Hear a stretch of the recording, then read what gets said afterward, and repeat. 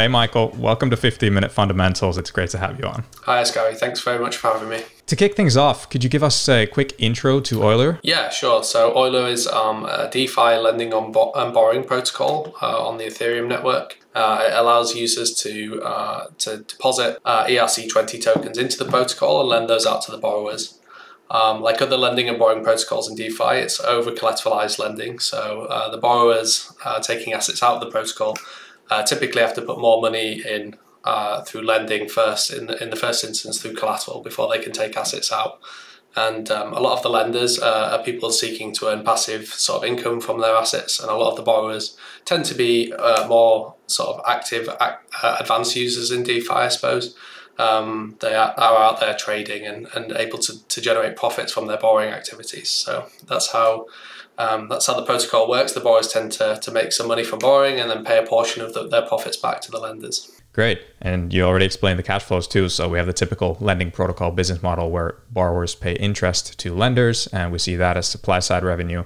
And then a portion of the total fees paid goes to the protocol's treasury as protocol revenue, which we'll discuss in more detail. But before that, could you explain the main differentiators between Euler and other lending protocols? So we have a lot of differentiators. Actually, I would advise anyone looking at this to check out our white paper on docs.euler.finance. But one of the key differentiators, I guess, that we started with at Euler was when we first developed the protocol, we were looking at protocols like Compound and Aave, which were kind of acting as gatekeepers to what people could lend or borrow on Ethereum at the time. So they were only listing a small number of assets. And so one of the differentiators on Euler is that we allow people to lend and borrow almost any ERC20 token. And so it's permissionless listing of assets.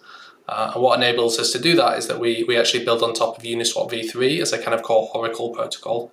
And that facilitates people to be able to activate their own markets and then manage their own lending and borrowing facilities. But we do have a number of other differentiators as well. And I think perhaps the fact that we're a protocol that supports the long tail is not even our biggest feature. The one I'm most proud of developing, I think, on Euler is the way that we manage risks and improve capital efficiency relative to other lending protocols. So we have a kind of popular liquidation engine on Euler, which means that borrowers that do get liquidated end up actually paying a lot less in the way of bonuses to the liquidators than they would otherwise on other lending protocols. And that's really important because a lot of the really big borrowers on Compound and Aave, they're taking out millions of dollars worth of loans. If they're going to get liquidated, they don't really want to be paying 5 or 10% of a bonus from their collateral to liquidators. And so what they'll typically do is just over collateralize a lot more to avoid liquidation altogether. And ultimately that lowers capital efficiency across those protocols and of course across the wider DeFi ecosystem that depends on them. So on Euler, by reducing the bonus that's paid by large borrowers and the active traders and so on in DeFi, you actually massively increase capital efficiency on the protocol. And finally, I think it's worth highlighting that we were one of the first protocols to innovate on the way that interest rates are set in lending protocols. And so we have a kind of reactive interest rate mechanism, which I know is now talked about a lot in DeFi, but we developed this a couple of years back as a way to set interest rates in a decentralized way using something called control theory. So